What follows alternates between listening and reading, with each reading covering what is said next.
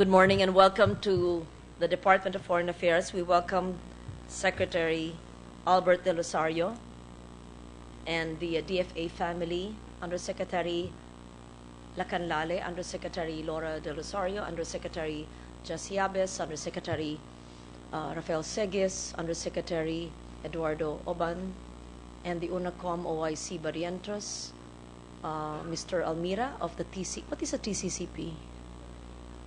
Technical Cooperation Council of the Philippines. Okay, Madam. thank you. Secretary Nicolas of the CFO, Yusek Tirona of the CFO as well, Director General Cristobal of the Foreign Service Institute, ASEC Gary Domingo, UNIO, ASEC Frank Simafranca, and ASEC Relacion. Is that correct? Yes. Did I miss anyone? And of course, all of those present here today. I'm hearing my favorite agency. Okay. So we proceed with the budget, please.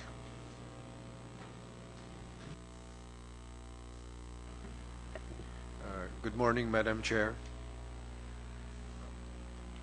With your permission, Madam Chair, if I may, I'd like to begin with a 5-minute intro into our budget.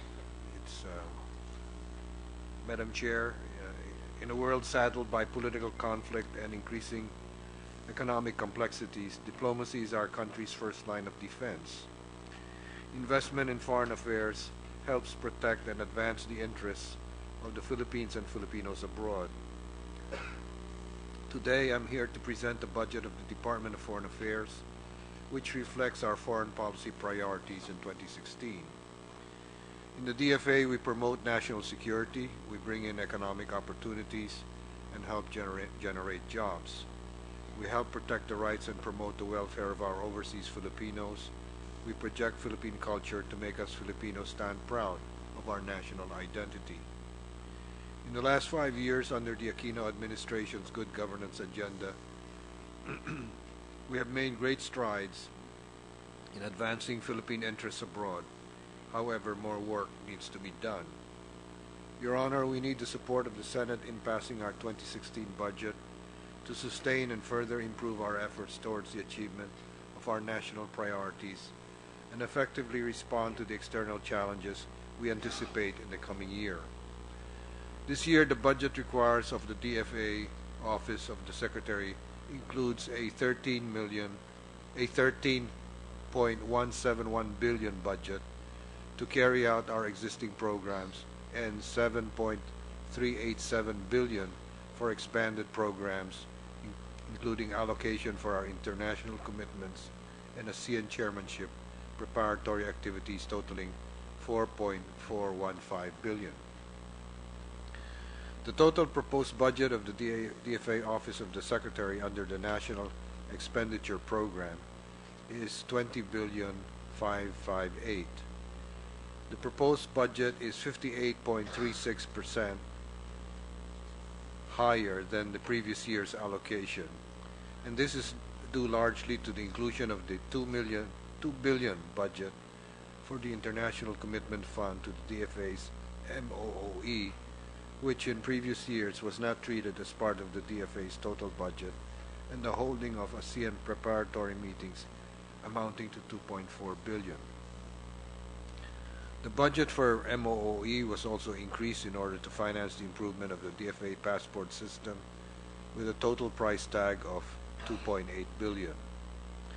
In addition to the budget proposed under the NEP for the DFA Office of the Secretary, we are respectfully asking the Senate to approve an additional budget that will enable us to achieve our objectives for 2016.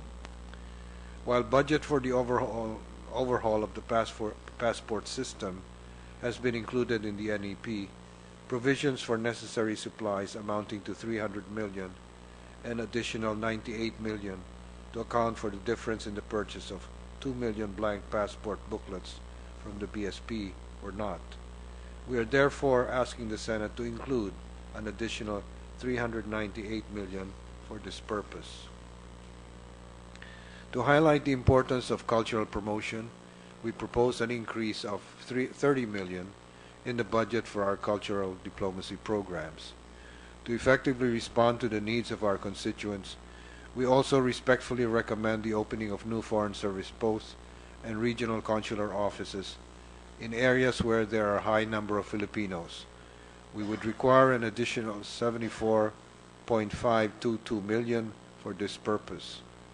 We are preparing to open the RCOs in Dumaguete City, Tarlac City, and Calasiao, Pangasinan. The Office of the President has already approved the opening of a Consulate General in Calgary, Alberta, Canada.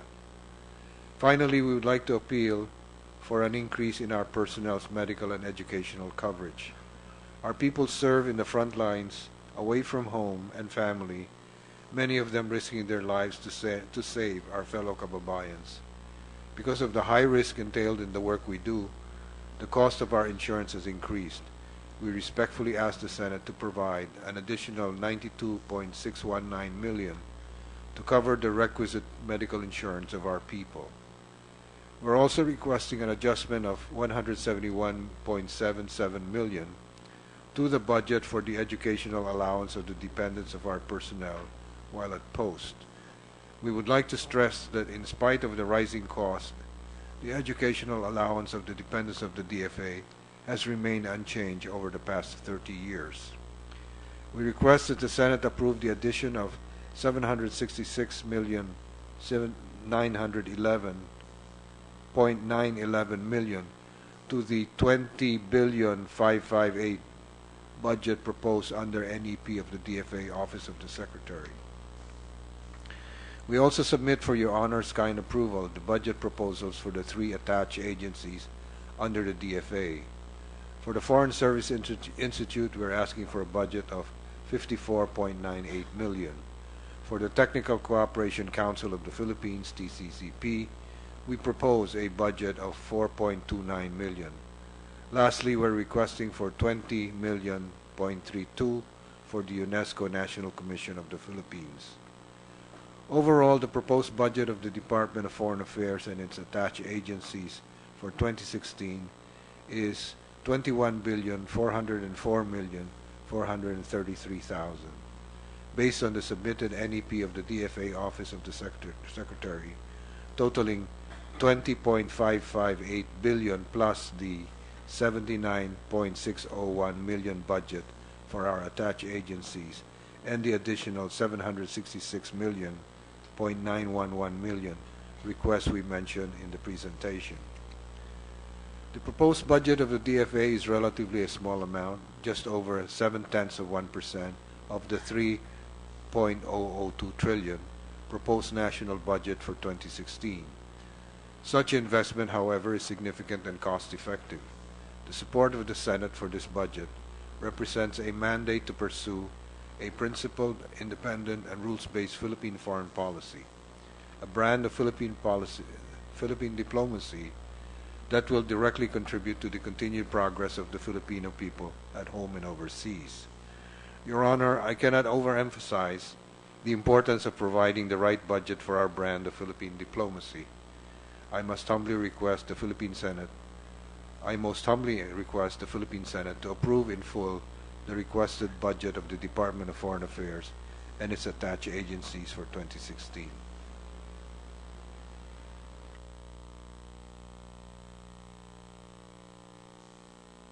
Thank you very much, Secretary. I just have a few clarifications. I join you in agreement on the medical benefits and educational allowances for those serving in post overseas. May I just be clarified what is the budget for this, because I am looking at the PowerPoint presentation, the hard copy, and it has supplies, culture diplomacy, new foreign posts, and medical all lodged together, but the budget is only 30 million. There must be something wrong with this page I'm looking at. Can we kindly look at that page again, or perhaps look at the NEP? Can you clarify? I'm looking at supplies, culture diplomacy, new posts, and medical. And it says here, cultural materials, Centro Rizal, Venice Biennale, cultural programs, only for 30 million. I think there's something wrong with this figure. It must not be referring to that. It's confusing. What does it actually mean? That's only for cultural, yes. It's only for cultural. Yes.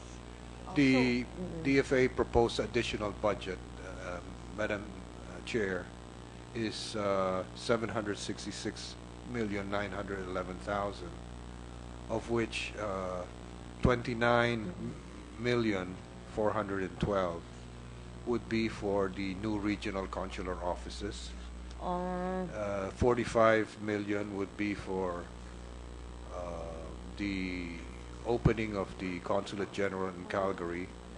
Cultural diplomacy is 30 million. So it's, excuse me, it's probably just the format I don't understand, because everything is on the left and the figure is on the right, and it seems like that's all you're asking for. So I thought it was such a small, yeah, it's just a matter of presentation. Perhaps next time we can communicate clearly so that we understand, because, okay, I get it now. I'm looking at all the pages. It's all supplies, culture, diplomacy, lodged on the left, and the figures vary on the right. My question is, which is the amount needed, Mrs. Secretary, for the medical and educational allowances? And may I know how much the DFA requested DBM but was actually slashed? We are in this budget that we're presenting, Madam Chair, the increase in medical insurance is 92,619,000, and education is 171,770,000.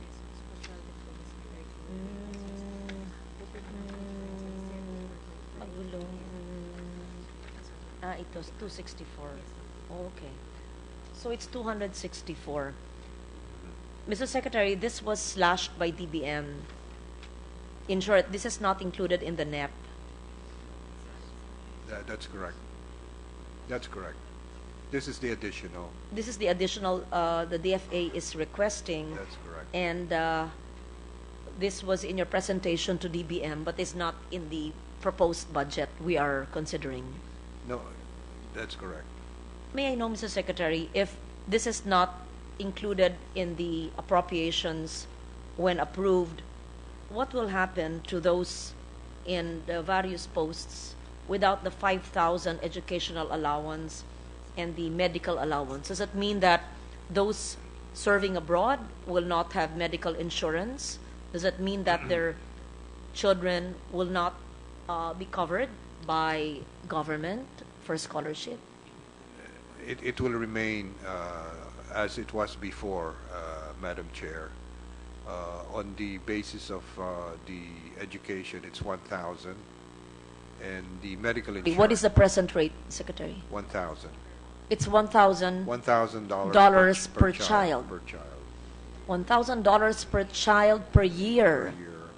Per year. What school has such tuition fees? Well, and that's why, Madam Chair, a good number of the families are not together because Tuition fees. well, and that's why, Madam Chair, a good number of the families are not together because finding the educational costs to be excessive, or not covered by the allowance. They're asked to come home and study here. while This the rest education allowance of $1,000 a year per child was a costing of the DFA in the past how many years? 20 years? 30 years. 30 years. May I know why it was never adjusted? I think I'm told, Madam Secretary, that there had been attempts in the past to do this, but budget constraints prevented us from being able to achieve our objectives here. But of course, we understand that this is just a subsidy because we would expect that they would have. Is it expected that those serving our posts would have the means to be able to send their children to the schools based on their financial capability? I think that would vary on the individual, Madam Secretary, Madam Chair, rather. the increase of 5,000 will be actually 6,000, 5 plus 1, 6,000 per child of school No, age it's increased from $1,000 to 5,000. 5,000. It's not an additional 5. No. Yes, yes. How about the medical allowance, Secretary? The medical allowance, We Madam have Chair, insurance. there's currently insurance, but because of the rising medical costs, also the usage is also likewise rising. The benefits that is being utilized and being paid to the insured is getting less and less, and there's no relevance anymore to the insurance versus the need of the employees. May we know how much is the medical insurance and presently per member of family, or is it only the DFA of officer? And does it vary depending on the rank? And when was the last adjustment with regards to the medical insurance? In answer to the question, everyone has the same benefit. It's not provided in terms of categories. Everyone has the same benefit. The total benefit for those, we have a total benefit for those who are posted outside, and we have a separate lesser benefit for those who are in the Philippines. Is it like the scholarship allowance that was first introduced 30 years ago and never adjusted? When was the last?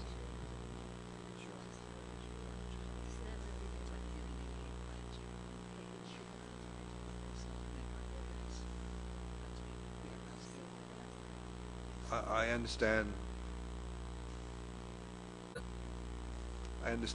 Madam Chair, that it has never been adjusted. From how long ago, sir? We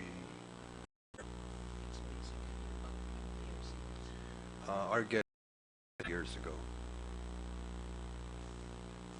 Unbelievable how government has neglected our DFA officers and personnel serving all over the world. And the DFA had actually presented this budget for coverage of medical allowance and scholarship of their families, of their children, and it was never approved by Congress for 20 years, if that's my understanding. That would be correct. So we take note of that. We will try to the best of our ability to find within the budget how we can augment it. I do not promise that you will have the whole amount, but this is something worth looking into. That would be much appreciated, Madam Chair.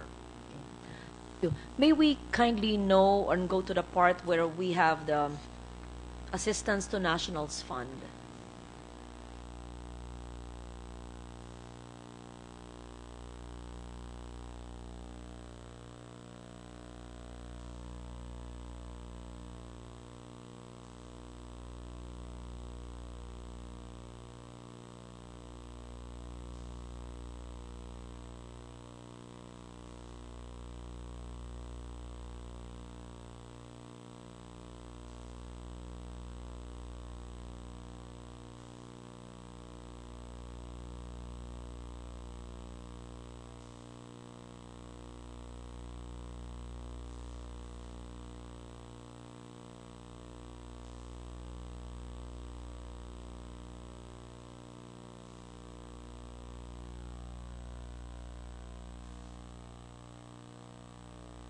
May we know how much is the present budget for the Assistance to Nationals Fund in the NEP and the previous budget of last year, and how much of the last year's budget was utilized?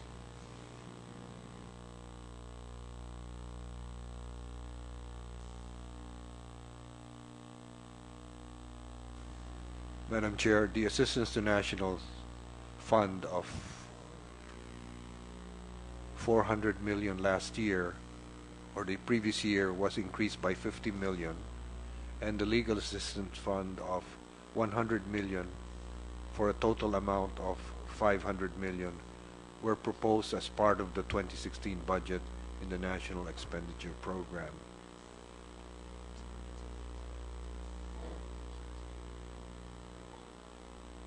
May I know how much is remaining from the previous year's ATN?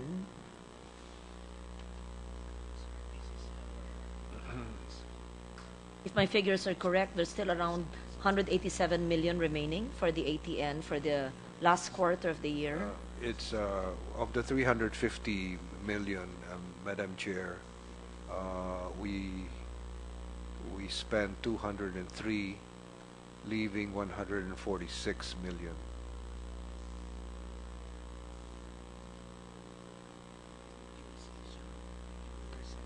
The utilization is 58.11%, Madam Chair, as of September.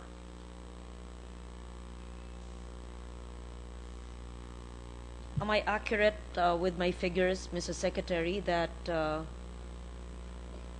is a remaining amount as of July 2015 of 187.889 million for the Assistance to Nationals Fund, which the DFA may still use for the coming year 2016? Well, Madam Chair, your figure of 180 something million is as of July. As of September, it is 146 million. And that can be carried over to next year. Yes. And the budget that you are requesting for next year is 400, an increase of 50 million. 400 plus the 140 is in remaining. So you will actually have 540 for 2016 for assistance to nationals. Is that correct? So you will have much more in 2016 because of the unutilized funds for 2015, assuming till end December you're not able to finish the whole 100 plus. That's correct. That our historical usage percentage is over 90%, Madam Chair. And that's the same for the legal assistance fund. You still have a balance of 51 million as of July, and we assume that you would still have some left. We just want to make sure that this amounts, both in legal assistance and assistance to nationals, will be carried over and utilized for next year as an addition to what will be approved for these two funds to assist our Filipinos overseas. That's correct. May we know whether there have been any improvements in reaching out to overseas Filipinos, especially those in Asia and in the Middle East who are usually troubled with many of the cases. In last year and the past year's hearings, we would always of some of our colleagues where OFWs would go directly to them and ask them to help in the repatriation and in even funding their tickets back home. And so we were asking for what kind of more proactive assistance the DFA in the posts would give so that the OFWs would know that they would actually have legal assistance and funds also for airfare back home.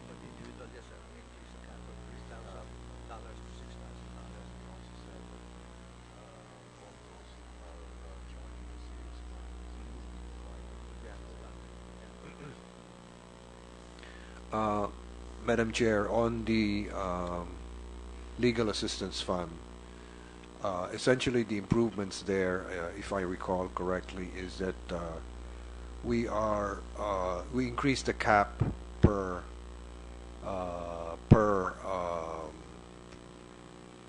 individual. We used to have a cap of $3,000. We doubled that to $6,000, and then also we made it compulsory so that if you're charged with a serious crime, we must engage a legal counsel for you. Those are the improvements in the legal assistance I wonder, do we have a website where every Filipino community head in that jurisdiction will have the contacts and the details on how they can access both the ATN and the LAF? That exists. We have four initiatives for that. We have number one, hotlines. We also utilize social media to reach out to Filipinos. We also have arrival seminars at the post, and we are able to supplement this with outreach programs, which we do on a regular basis. Oh, that's very good. The 4 points just mentioned are very good strides in improving the informing our OFWs that such exists. I hope that implementation is just as good as a concept.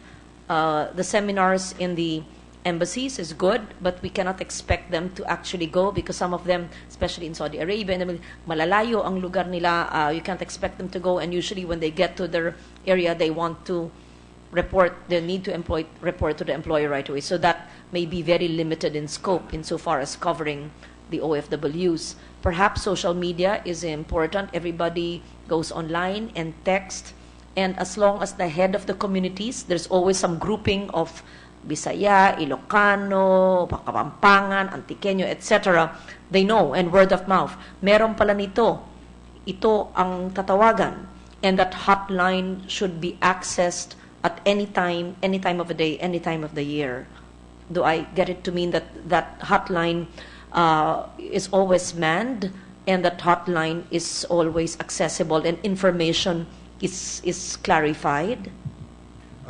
All the posts, I understand, Madam Chair, have a 24-hour hotline. I hope manned by competent people knowledgeable about the process where these funds can be accessed.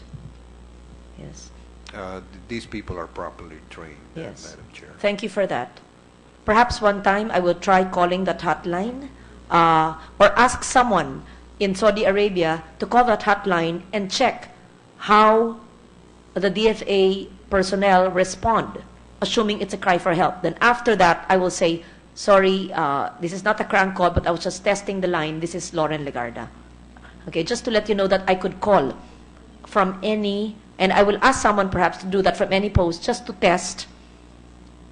Perhaps someone from the DFA could do that, to test the efficiency, the clarity in instructions, and the compassion being showed by our people in our posts. I think that's good to test. I think It's a random audit. that would be very good. Yes, may I suggest that? I did that with the DOJ program of, ano nga ba yun? Dati? Yung hotline. I did that with a program. And I got a call center answering my call. That would be great.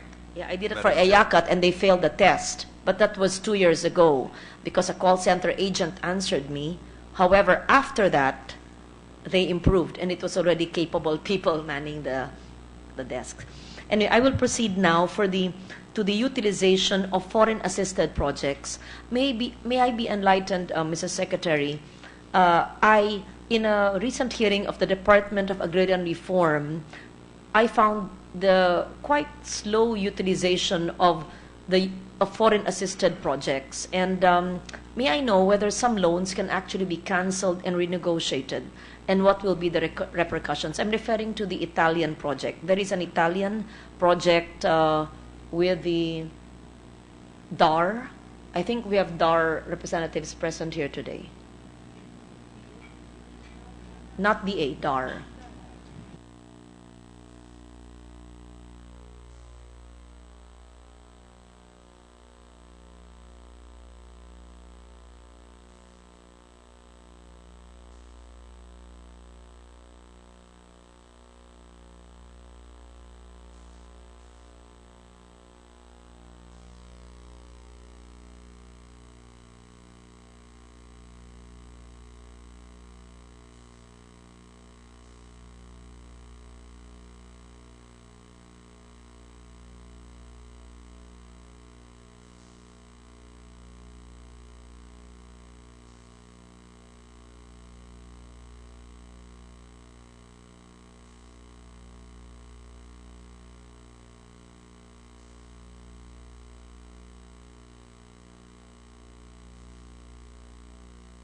was an Italian technical assistant. Was it a grant or a loan?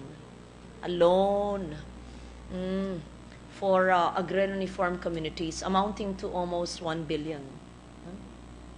More than 1 billion for this year. And this year's loan was not utilized because they were waiting for a note verbal, etc. So my question is, assuming that this year's funds were not utilized because you have the last 3 months, just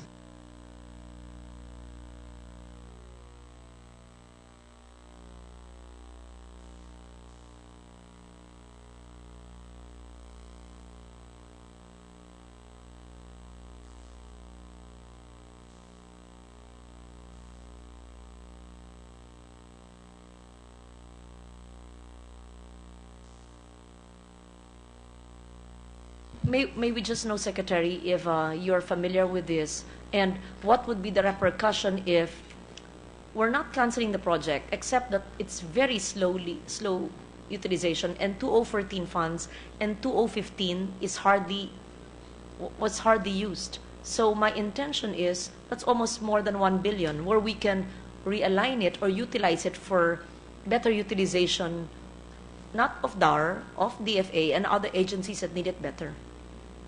And I'm being transparent about that's my intention. My understanding, Madam Chair, is there have been some difficult issues that have emerged in terms of the utilization. First of all, the utilization the rate is at 2%, so you're correct. There is a very low utilization at this point.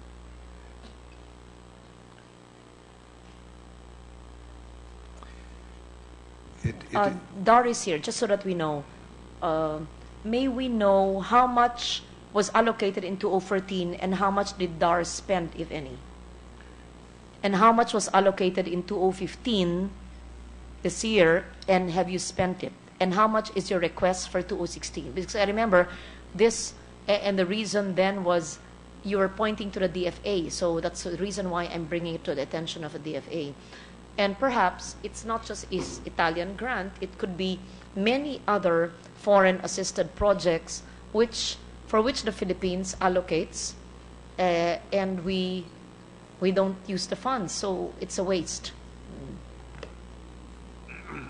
May I know the repercussions also if there's slow utilization, if we simply don't allocate for 2016?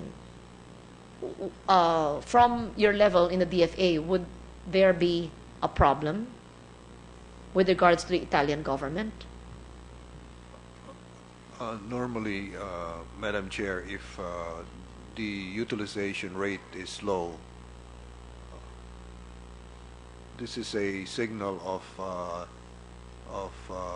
the level of interest in terms of being able to secure more grants.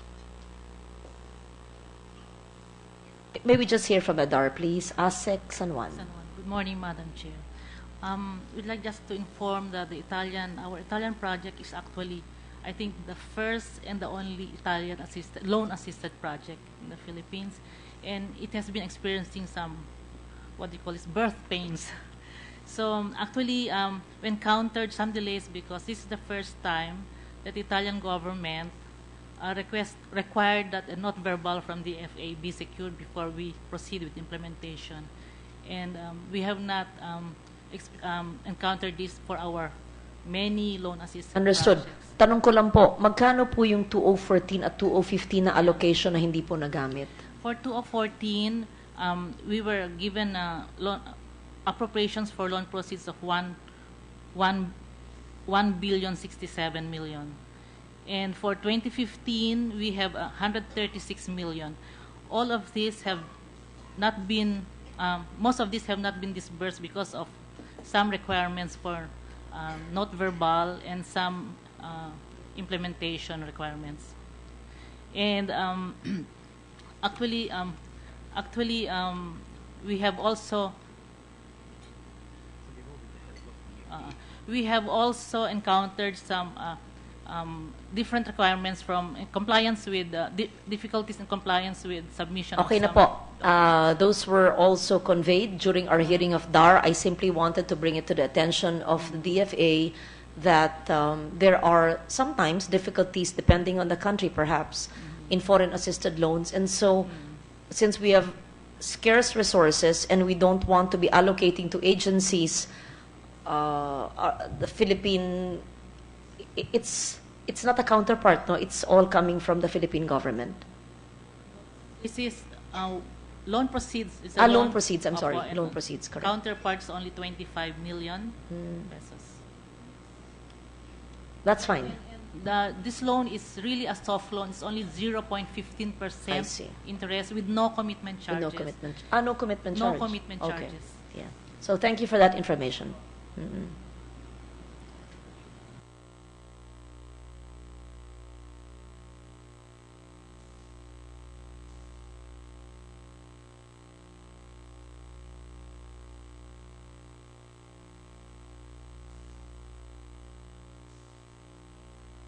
Understood. So number one, there's no commitment charges. Number two, you still have the funds available. Number three, the birth pains are happening, but you will deal with that with the DFA. And so the proper action in the budget will be, we can reallocate a part of that to those who need it more. Maybe the medical allowance or the scholarships will come from that allocation. We'll see. No, because we really have to, there's been a pattern of slow utilization of funds, and that can't be because there are needs in other agencies. Anyway, I just wanted to put that on record. Yes, please. Madam Chair, we have already secured all the not verbal required and other documents. So now we're going on full implementation. And actually, the ambassador is scheduling a major launching of the project within this quarter. And we expect to have all these loan proceeds and even the counterpart funds be disbursed immediately. Thank you. We take note of that, and we take note of that. Thank you.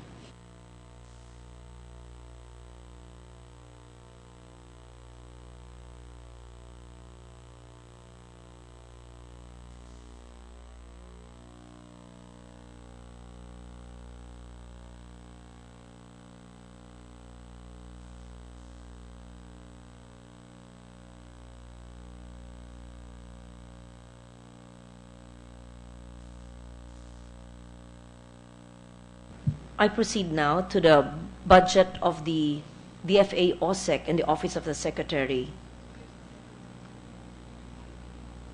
The DAR is excused. Thank you very much for coming. May we take note, Mr. Secretary, of the 58% increase in the budget? Is that correct?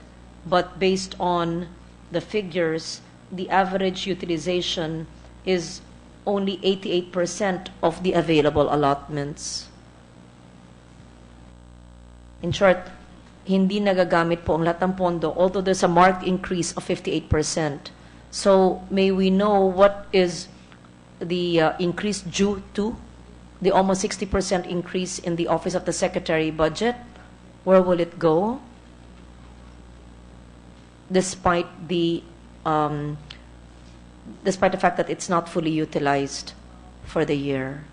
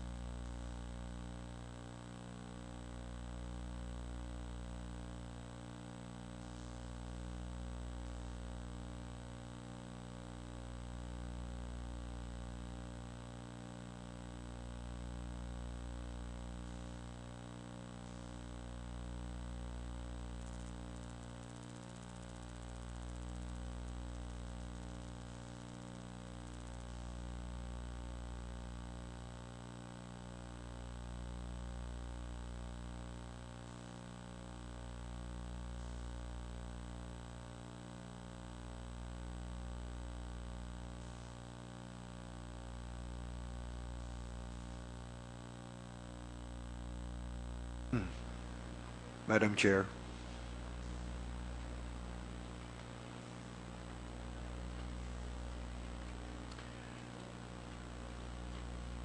Our utilization rate is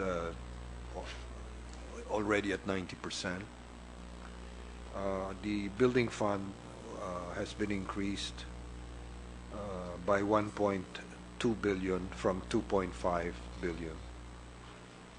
And there's an additional 2.4 billion which is preparatory to our hosting ASEAN in 2017. This is lodged in the OSEC budget. Yes. I see. Okay. So I simply wanted the breakdown why there's been a marked increase of 58%. So our hosting of ASEAN next year would explain that. And the building fund increase. Also, the International Commitment Fund, which used to be outside of our budget, is now part of it. ECF is now part of the OSEC budget. That's right. That's right. It's roughly 1.975, almost 2 billion.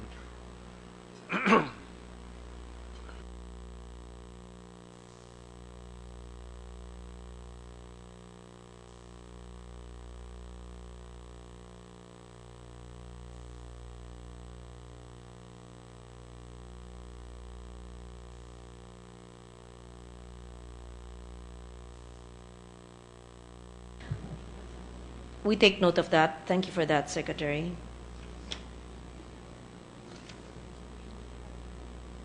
We now proceed to the issue of passports.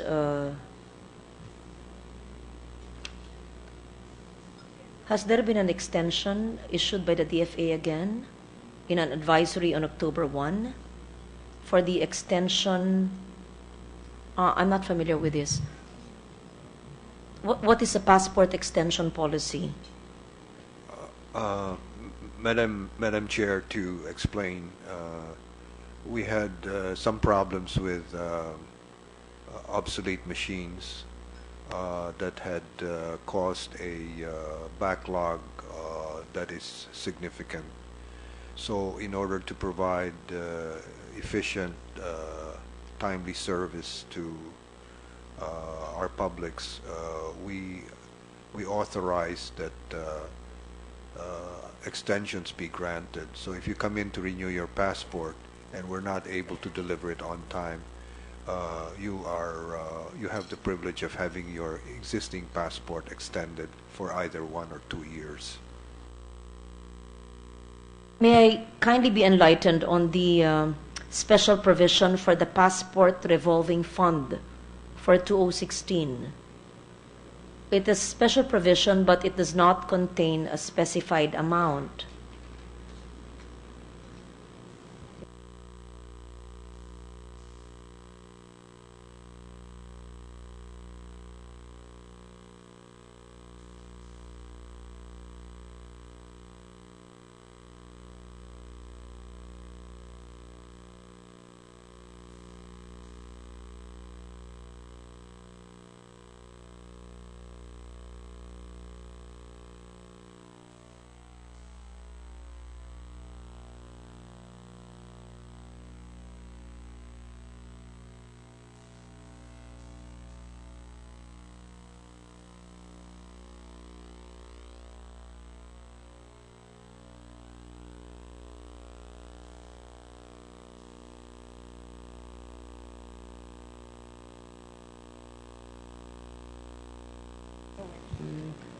I would just like to know, the passport revolving fund is a retention of income, and that exists in the present special provision in the 2015 budget, and it is proposed again in the 2016 budget.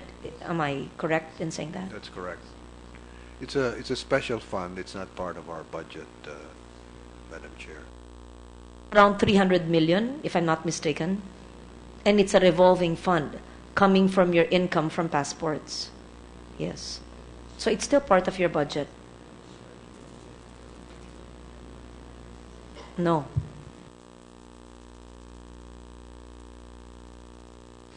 I understand it's not part of the budget.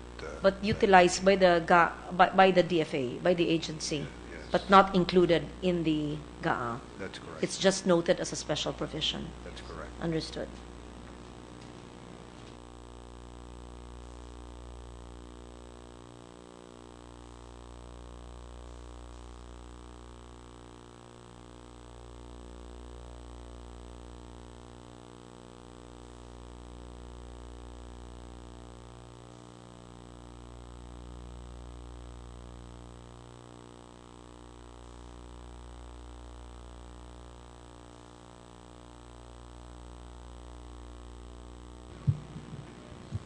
May we know, Mr. Secretary, if what are the thrusts of every post with regards to looking for opportunities, let's say, for our teachers from state universities and colleges to have scholarships abroad or to access such scholarships, or perhaps for the, let's say, bureaus or agencies like the National Dairy Authority of the Department of Agriculture, so that it could have assistance from countries like New Zealand or Australia, or perhaps more scholarships for the arts, which is needed for by the NCCA. In short, is there are there certain posts which actually deal with special needs of various agencies, institutions in government, so that they actually network and help out in giving information and perhaps provide access to these opportunities? We understand, Madam Chair, that these are functions of NEDA and CHED. But I believe since the posts have their not just consular officers, but also their attachés for, and the ambassadors, I believe, being the embodiment of our country in that particular jurisdiction, would be very useful in trying to be on the lookout for whether scholarships, assistance for our agriculture sector, our dairy sector, even for climate change, and for arts and culture projects, etc.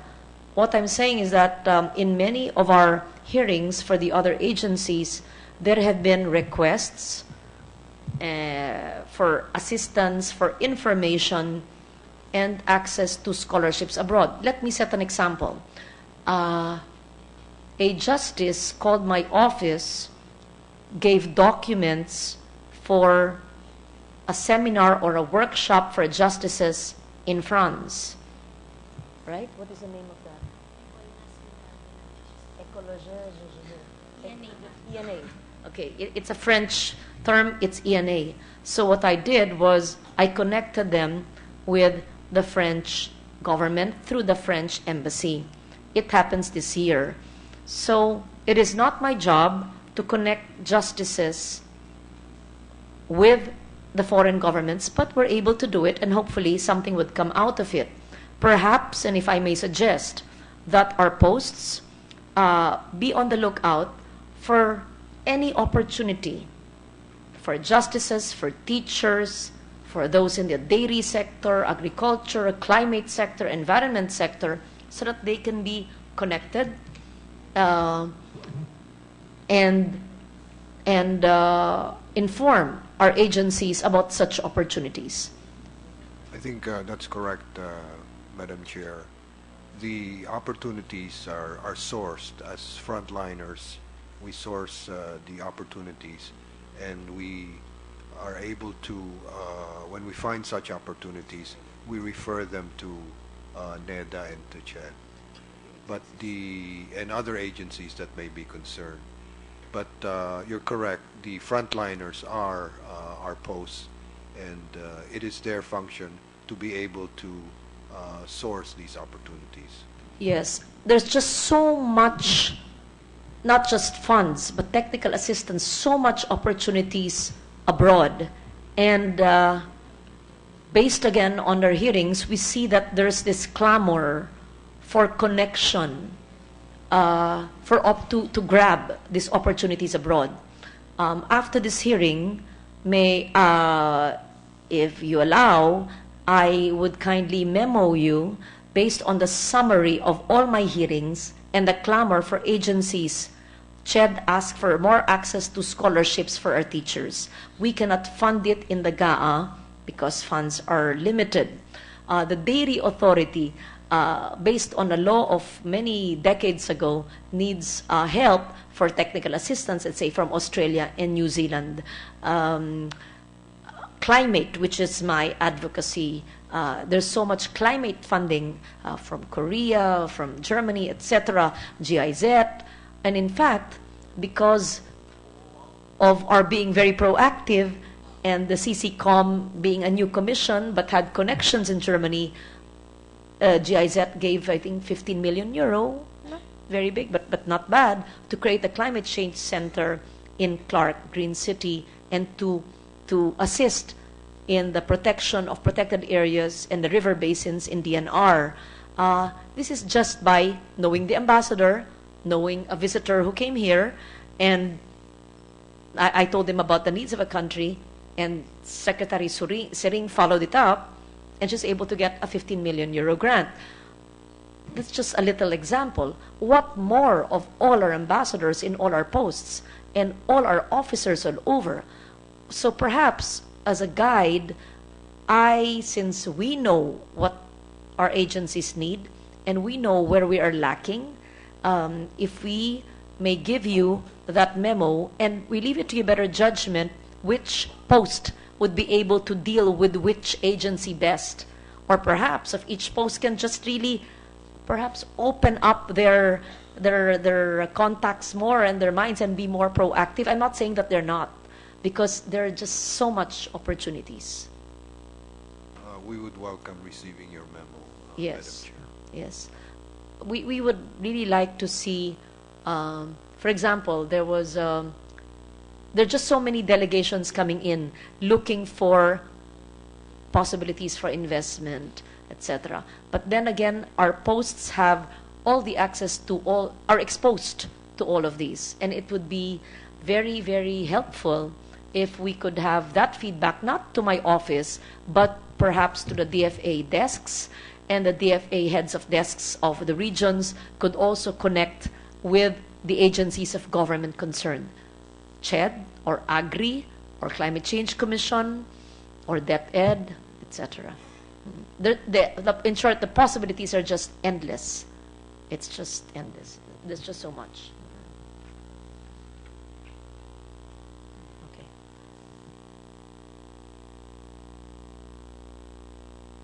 It's just a suggestion. I'm not saying it's not being done, Mr. Secretary.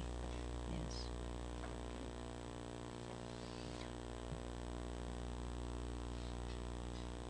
And I thank you, of course, for supporting our initiatives on cultural diplomacy.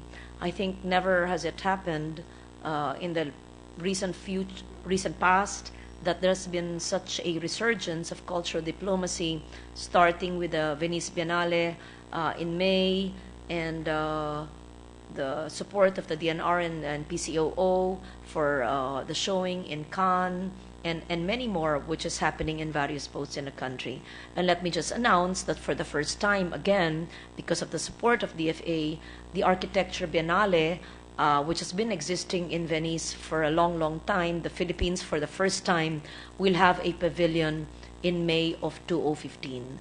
This is a collaboration of the DFA and the NCCA, which of course is also supported by my office. So we thank you for that, and we hope that long after you're gone from your post and long after I'm gone from this position, that these efforts will be institutionalized. So may we request the Secretary to issue an administrative order, what do you call it, or a DO, sorry, a department order, so that the initiatives we've taken And we felt the birth pains, you know that, from 2013.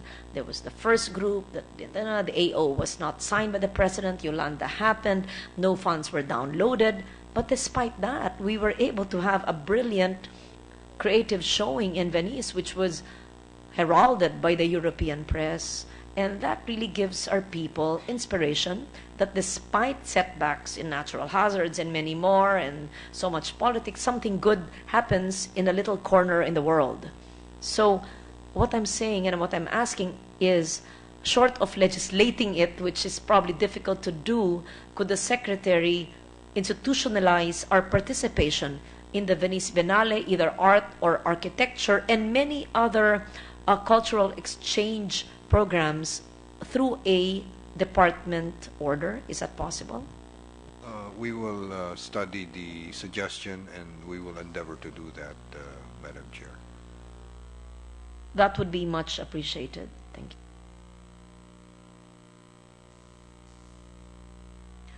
I would like to end this brief hearing, Mrs. Secretary, with the Canadian waste issue, because during a Environment Committee hearing, which I no longer chair, it was hanging on what the latest position of a DFA was. Because it has been made clear by the Environment Committee of the Senate that we should not accept the waste, and for reasons already cited by the committee, we were asking that Canada return its waste back to them.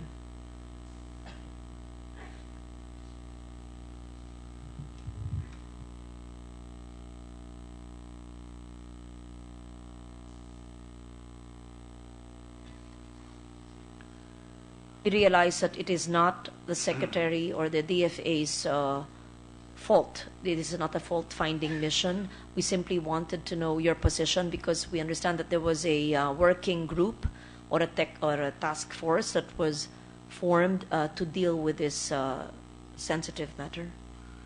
With the Chair's permission, I'd like to give a status report on the issue. Number one, the trash is neither toxic nor hazardous. Number two, it is a violation of domestic law. 2 cases have already been filed versus the importer. It is a violation of the Basel Convention. Number 3, we have excuse me.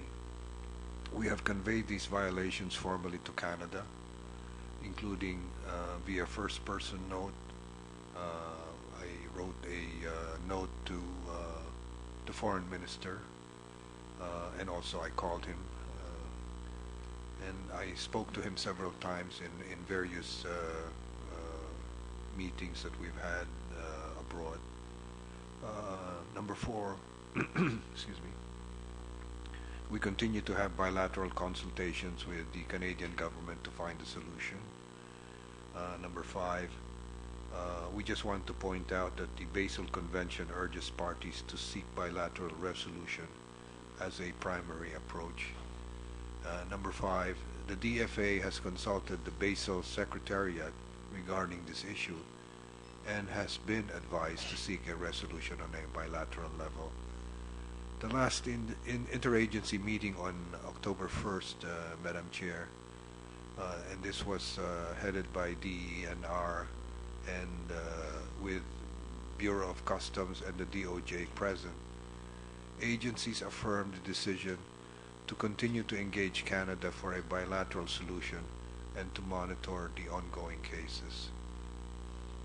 I thank you very much for that clarification, and it actually elates me, Mr. Secretary, that the DFA, through your good self, has clarified the issue that indeed it violates our domestic laws, and second, that it violates the Basel Convention. That makes it very clear, and that makes it very clear, of course, that Canada should take back its waste. So with that clarification, Mr. Secretary, and I thank you for even calling the foreign minister and being proactive about that and not just letting the working committee solve it by itself.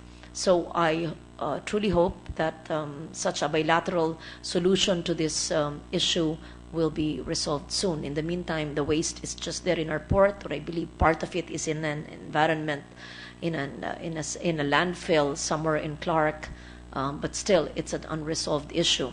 But it's very important that the DFA has taken the position that indeed the presence of this waste here violates the Basel Convention and Philippine domestic laws. Thank you, Mrs. Secretary. With that, and I take...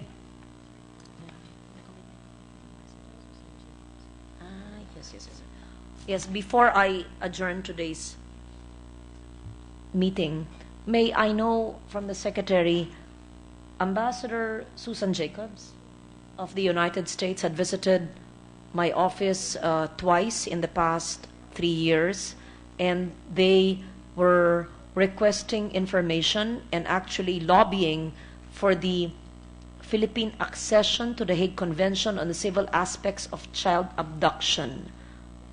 May I know what is the status of this?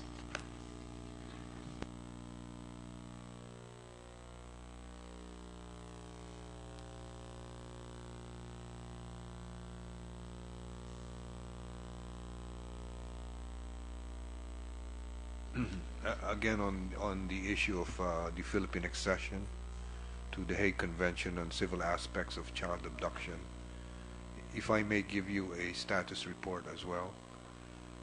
The Hague Convention of October 25th, 1980 on the civil aspects of international child abduction is one of the conventions of the Hague Conference of Private International Law. There are 93 states parties to the convention. The Secretariat, notably Judge Anselmo Reyes, representative of the HCCH Asia Pacific Regional Office, has been assisting the Philippines in its study of accession to the convention. Most recently, department officials met with Judge Reyes on May 2015. The meeting was convened by DFA Office of Legal Affairs and attended by the Office of the Solicitor General, Department of Justice, DFA Office of the Undersecretary for Migrant Workers, and DFA Office of the United Nations and international organizations. During that meeting and upon the inquiry of Judge Reyes on the specific timeline, the department conveyed that it will finish its consultation process within 2015. The process of accession started as early as 2010.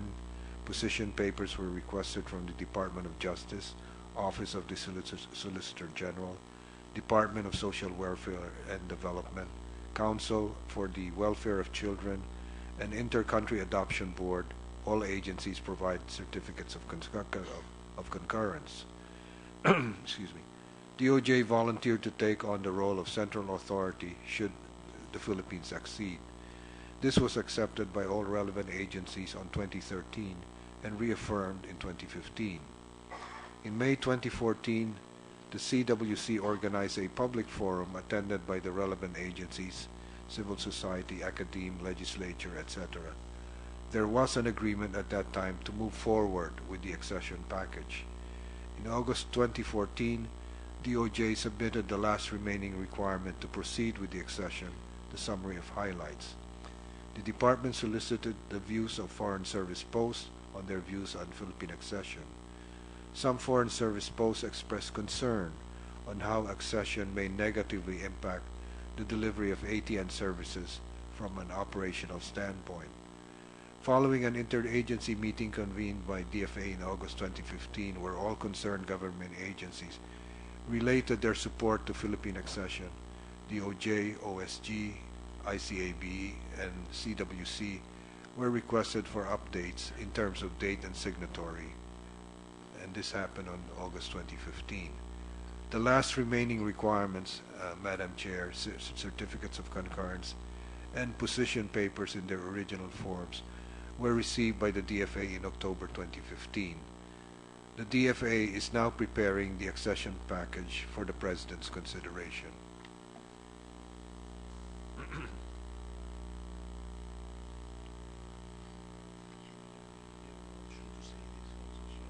So my understanding, Mr. Secretary, is that we are in the process of accession. That's correct. Yes. Thank you for that report, Mr. Secretary. With that, we thank you very much for competently, as always, answering these questions. And the budget of the DFA is approved. We see you in plenary. We take note of your requests for amendments. We are not certain where we can get all of that, but we take note of the needs, especially of the medical and the scholarship augmentations. The DFA and attached agencies may go. We will just hear the budget of the CFO after this. Yeah.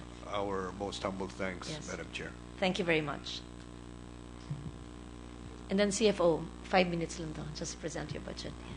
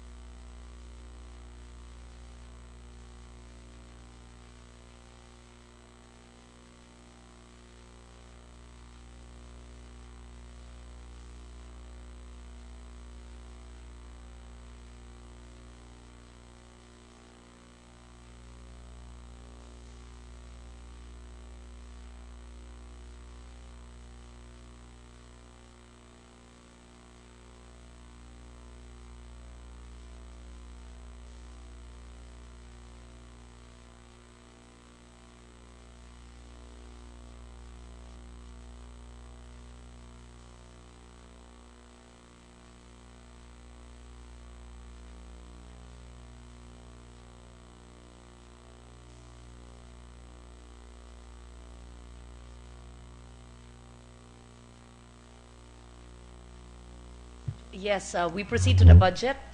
Secretary Nicolas and Yusek Tirona, please. Okay, Madam Chair, I'm very happy that you're showing interest in our budget, considering compared to the billions of pesos of Department of Foreign Affairs, where budget is so minuscule. It's, I think, 80 million plus. But anyway, it shows your great interest Yes. in our activity. TART, yes, Yes. thank you. No, I look at the budget of even the small agencies, even the National Book Development Board, even the Philippine Dairy Authority, even the PTRI, and even programs of big agencies like the SSF, which nobody really minds, the shared services facilities of the DTI. I look into that. I look at the PhilFida and their programs for weaving. So I would just like to inform you that we have content for you to utilize and spread out and give to whoever has the capacity to show it in their channels abroad. I don't know how.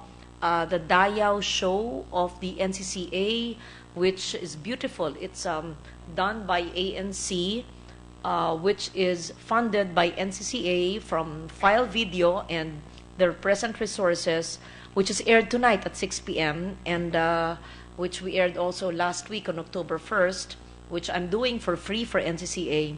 That could be good content for you, the CFO. I know that you have, was it a website you showed me or a YouTube channel? Yes, well, we have Or several CDs? websites, and Or now a new we're website? using social media also to reach out to overseas Filipinos. So, I leave it to your IT group on how to do it. Or hindi na yata uso ang CDs ngayon. I don't know how it can be done. Or we will use your distribution network of the CFO. Or maybe put it in your budget. It's just replication. That's very cheap. I'm sure you have the funds for that. If not, we will provide for MOE because the content is there. It would be such a waste if it will just, after being aired, be filed in the archives of the NCCA. It's a 6-part documentary series on indigenous culture. And it's continuing. Also, second, we're doing a series of documentaries on protected areas of the country. Again, it's the Department of Environment. So NCCA and DNR, I'm helping them. I'm teaching them how to learn to communicate the advocacy so that there's greater awareness on the importance, how to protect the protected areas, how to protect indigenous culture. And it was one of my staff who told me today, her son saw it, wow, how interesting. Anong sabi ng anak mo? Script, Philippine script or the syllabary. Yeah, it's very interesting. So, yung dalawang yun, please just coordinate with my staff or with NCCA who owns the rights or with DNR Public Affairs Office or even just to my staff. They can link you so that you would have the material. You don't have to spend for content. We have so much material and content produced already. Thank you, Madam Chair. Okay, Will thank definitely you. help in the dissemination of these materials. And we'll keep you informed also, so maybe every 6 months. In posts abroad or through the network of CFO, how are you able to do that, aside from uploading it on the web? You're talking about the posts? Well, we Or the videos, how do you make it accessible to Filipinos overseas? Well, I think the only way is really through the internet, through, as I said, social media. And now because we also have global networks, you know, we have now in the Middle East of Filipinos overseas. So we have in the Middle East, we have now in Europe, very Television. active. No, Television? network, organizations. So we have Europe, we have of course US. But they don't have access to networks there. I mean, You broadcast mean networks. broadcast? No. But of course, they also have their own contacts. So we also ask them, can you ask, you know, whatever. You know, perhaps there are. We just don't know. Because I remember way back in 2000, no, I was very young, in 19, kailan ba yun? Way back in 1984, 84 ba yun? Nasa LA ako. 84. Way back in 84, if there was in 1984 a dedicated TV network in California for foreign nationals, I mean it wasn't BBC, it wasn't ABC or CBS, but a network for the Japanese, the Koreans, etc. There was no Filipino block timer. I bought airtime for 30 minutes every week and did a television program called Manila Envelope. Because at that time, low-tech pa nun eh. Brown, people would know the Philippines. Ah, I have a Manila envelope. That's brown envelope. So it was a magazine program of Filipino community events and Filipino happenings in the Philippines.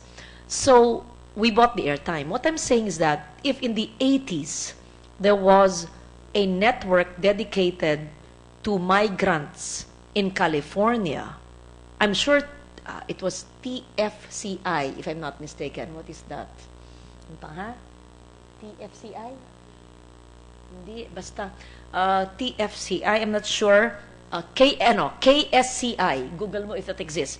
KSCI in California. I'm sure that was 80s. There's much more now. In California, in the East Coast, in Europe, etc., of networks who cater to migrants. Sigurado ako. That's what you could tap. Maybe ask either DFA, in fact, ask the CDU of DFA to research on that and give it to the CFO. Then, you don't have to do anything. It's produced for you by NCCA and by DNR. You have the material. All you need to do is to buy the airtime and disseminate the information. Hey, on this day, this channel has a Filipino program, name Dayao, name, you can rename it, whichever, or just air it as is. Then you have a program suddenly in those various networks where there's a conglomeration or a Filipino community. In Middle East, sigurado akong meron yan. America, meron yan. Europe. Just kindly research that and we will support that. Not because it's my show. It's just that we have been looking for content, for materials, so that our Filipinos will appreciate our culture better. Yes, Madam Chair, we will... It was called KSCI Channel 18 in Los Angeles, California. And it's still alive. I hope so. I'm still alive. How do you know this? It's in the Google. It's in my profile. Yeah, I was 24 years old. That was 31 years ago. KSCI, Manila Envelope. So, sigurado ako, marami nito. So, could we ask your office to coordinate with DFA and to get back to us so that before the budget season ends by November, we would adjust your budget to allow the purchase of airtime, if allowed by COA, in these jurisdictions. So we maximize our content. You see? We just don't air it on ANC. Secretary Coloma just today, they finished their budget, PCO, they will, and Estelle follow up and air it on PTV4, but very limited ang viewership niyan. And then we will also write CNN Philippines, ABS, GMA for the free TV, and then show it in the local community cable channels through the NCCA. If NCCA will take care of the community cable TV, you take care of the world. In the community TV dedicated. Of course, we don't aspire to be shown in BBC, we don't aspire to be shown in CNN, etc. But why not those networks that dedicate itself to migrants? Yes, we will do that. Yes, thank you. We will report to you. Okay. Proceed with your budget, please. Undersecretary Tirona will be We don't need the present. mission vision anymore, just directly to the budget. Yes. Yes. Okay. I just wanted, as Mary said, Secretary Nicolas said, our budget is so tiny. It was so difficult to position ourselves. But anyway, instead of reciting a long litany of achievements which we have submitted to your office, I just wanted to also first point out what are the main concerns that have preoccupied the CFO, in fact, over the last 4 or 5 years. First, we were concerned with our being inclusive. We were not just concerned with OFWs, or we wanted, of course, to maximize the reach of our services to include all overseas Filipinos as we are mandated, and the families left behind. So inclusiveness is one. Second is connectivity. We really worked so hard on improving our digital facilities and our internet capabilities, and are working, as Melly also has said, to expand our connectivity to the the overseas Filipinos, in fact, by using now social media, in addition to our websites and so on. Third, we were also very conscious about stakeholder engagement.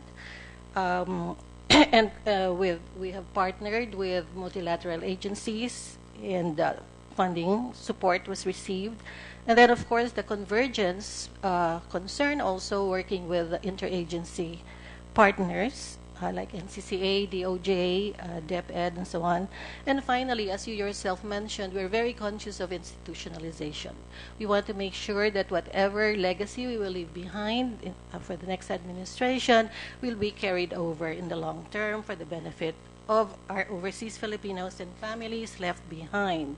So I will not elaborate so much on our ongoing programs and services.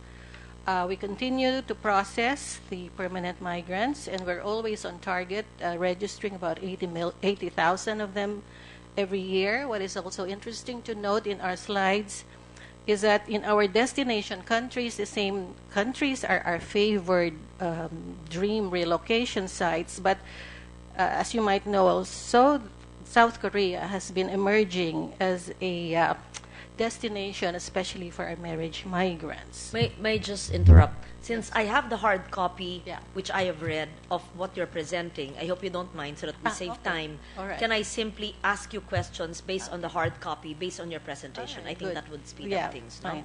Okay. I take note of that. Thank you for that. You have the virtual, the next page is a virtual Centro Rizal.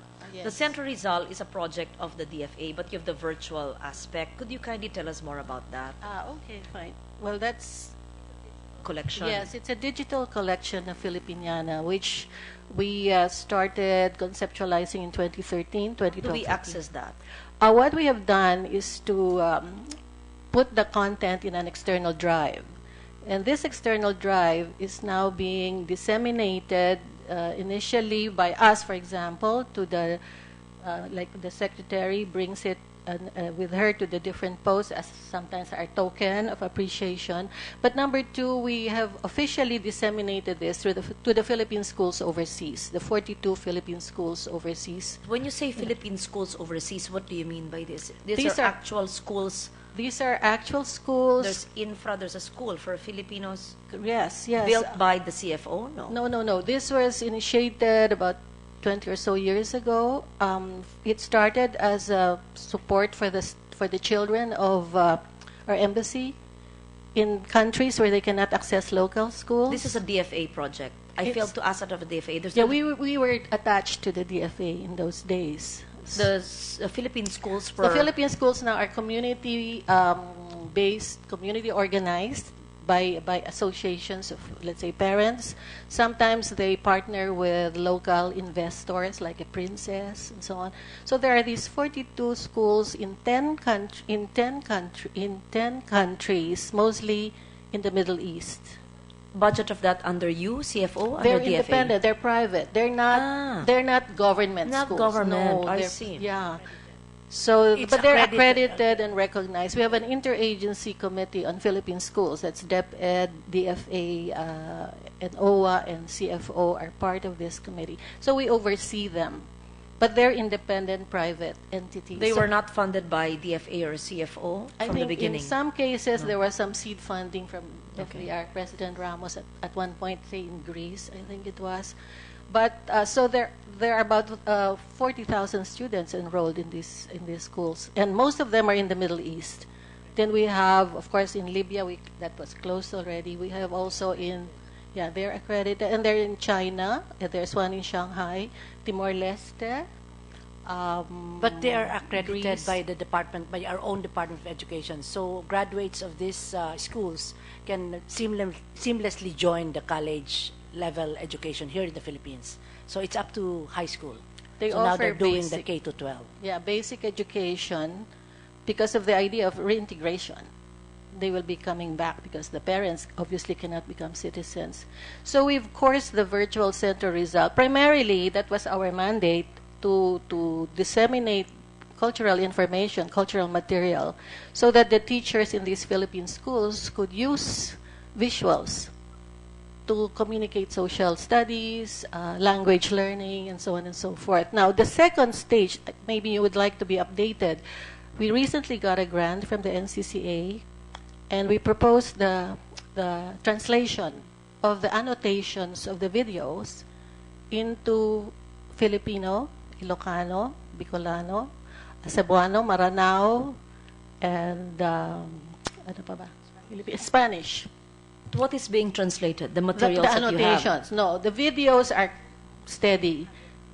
We made descriptions, short descriptions of every video. Where So did all the materials come from? I culled it from the NCCA library primarily, and then I requested cooperators like GMA7, like Ateneo, Vibal Publishing, Lopez Museum. There were private sector participants who were just assured that their copyright would be respected. We were very conscious of that. So So since the NCCA provided you with material for the virtual Centro Rizal, they must provide you with the 6-part series, Correct. which we are presently presenting. Yes, And yes. we don't have to wait for the 6 episodes to be done.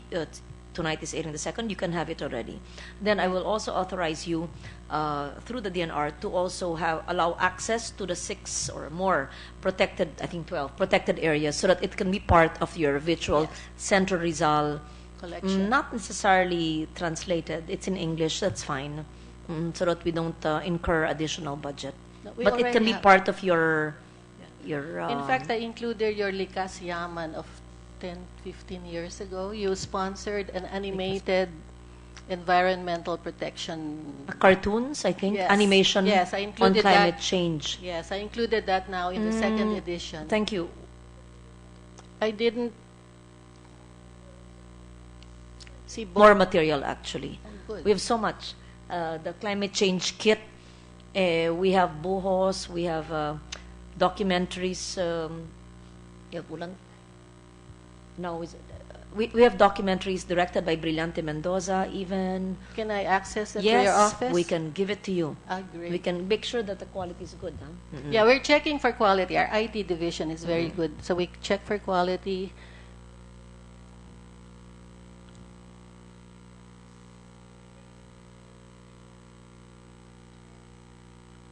Perhaps because the DNR is a producer and the owner of Taklub, that is the post-Yolanda feature film directed by Brillante Mendoza, which was awarded in Cannes recently and shown commercially in the Philippines, starring Nora Honor, but with mainstreaming of DRR, disaster risk reduction.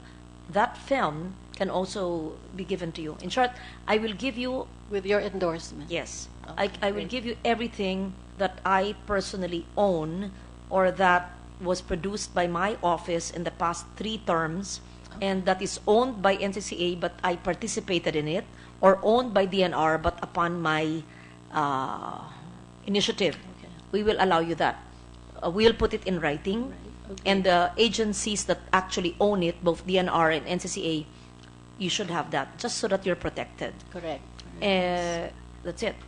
So you'll Yeah, have in- more material. Yeah, in fact, the external drive, the capacity is 500 gig. We're only occupying 250 gig. No, so I'll there's fill a you lot up. of We have so time much material. and space. Fill you up. Yeah, okay, Dami. great. And we can translate. We have funds from NCCA for translation of the English. We have to You have the describe. external drive, but where do you show it?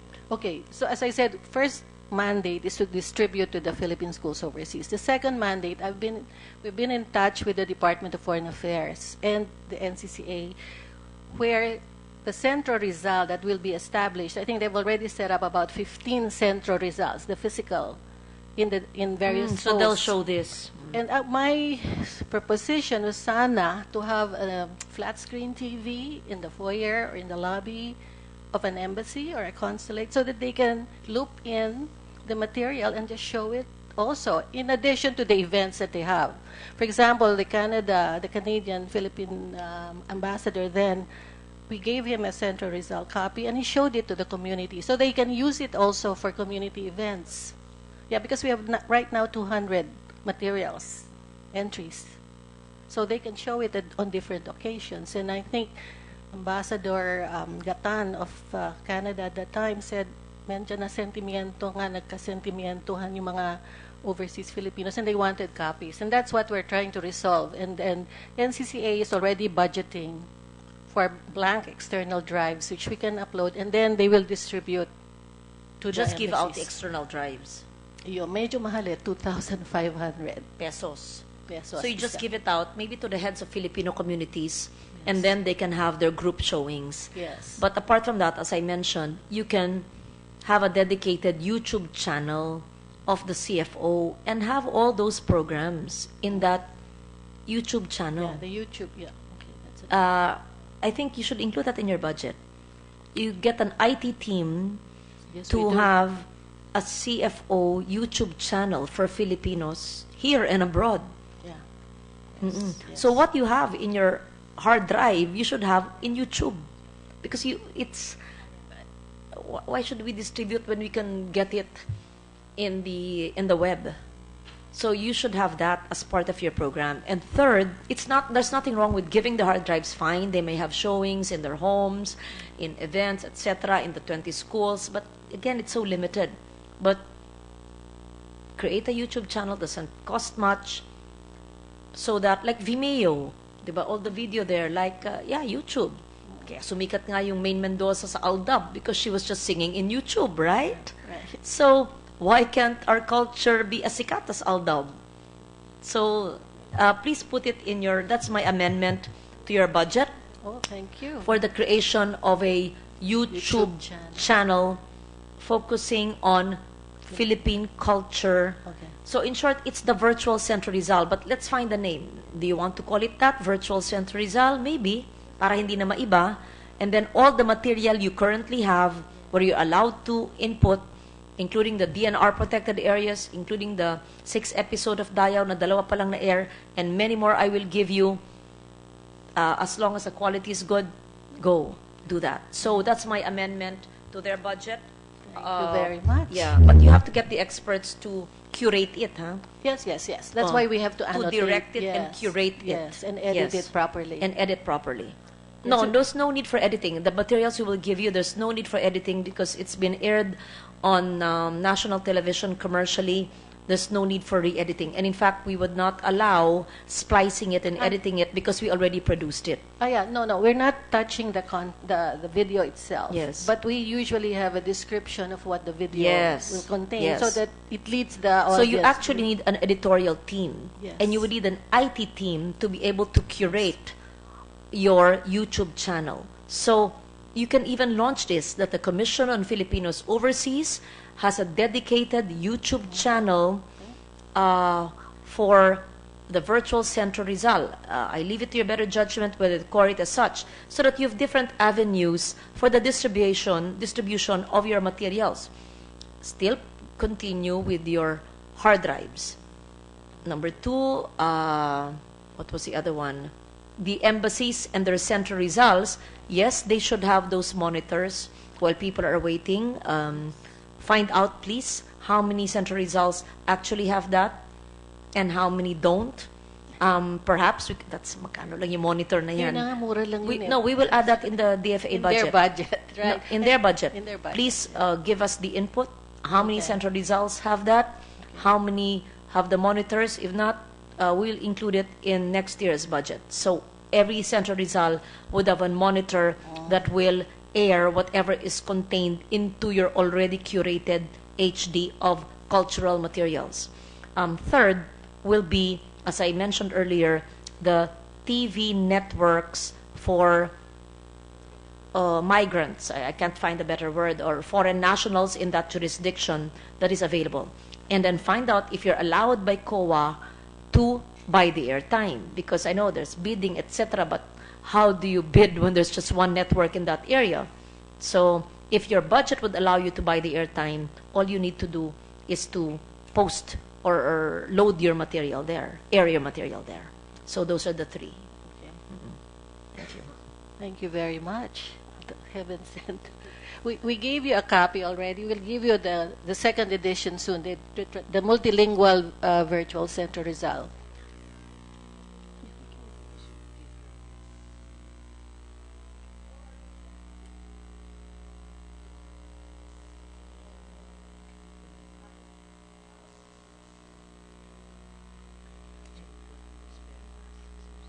budget.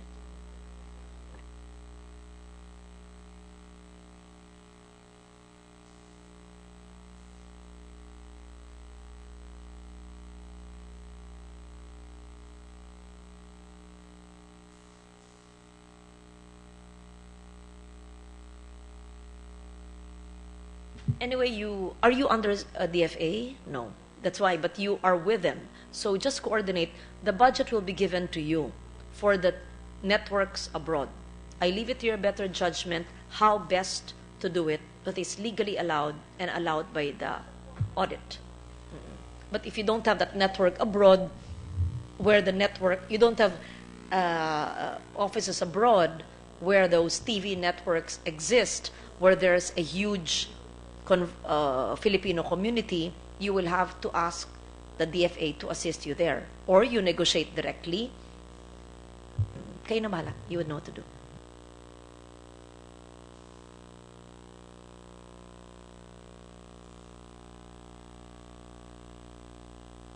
Revise an additional budget, right? Based on your what you just said. The additional There is would the be... YouTube, the setting up of a Magkano CFO lang yun? YouTube. Ang mura-mura Konti lang. lang yan. Oo, yeah. Give us already the Ano? proposal during this break Okay. before the end of October for the amendment. Okay, very good. Thank you, Madam Chair.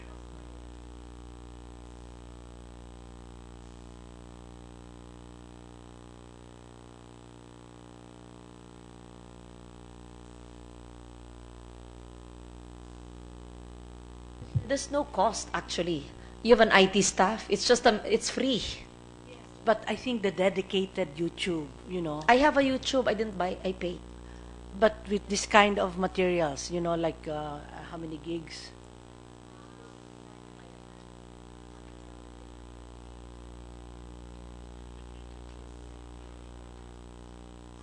Commit to the content, and then you pay. I leave it to your IT. Then get a good IT consultant para maganda. Wag baduya. Wag baka talagang... You should look at our video at the VSR. It's very well done. Really? Professional. Yes. Do I have a copy? We gave you a copy last year, but Last we'll give year. you again. Nasaan yung binigay But niyo we'll last give you a year? copy again. Dapat sa archives natin. You gave it. Oh, Nandyan. it's very well Napanood done. ba I think natin? you'll be very happy with Papanoorin it. natin ngayon, ha? Di pa 1 year na. Sige. So, we will watch their VSR in their HD, and Estelle is my point person and Cherie to give all the material from existing and from the agencies, NCCA and DNR. Okay. And then, yes, we will augment it, pero maliit lang yan dahil, ano lang yan, YouTube lang yan. Yung airtime, you have to have the information before the end of October. So, ano lang yan Saudi, Middle East, US, Canada, maybe. We should Canada, try. Yes. and then Europe. Yes. That's right. Europe. We'll see. thank Kung you. saan sulit, hindi naman kung saan lahat may Oo, Pilipino, meron exactly. tayong show dyan. At saka hindi naman lahat may yan. Meron. Pero I'm sure meron, California, ang dami-dami. Meron pang Channel 18, KSCI. I'm sure that still exists. Check nyo. Magkano na airtime ngayon? Okay. At the time, it was $500, and I paid for it. I was, that was my first venture into production at 24 years old. So anyway, so your budget is approved and will be increased. Thank you very much. Thank Senator. you.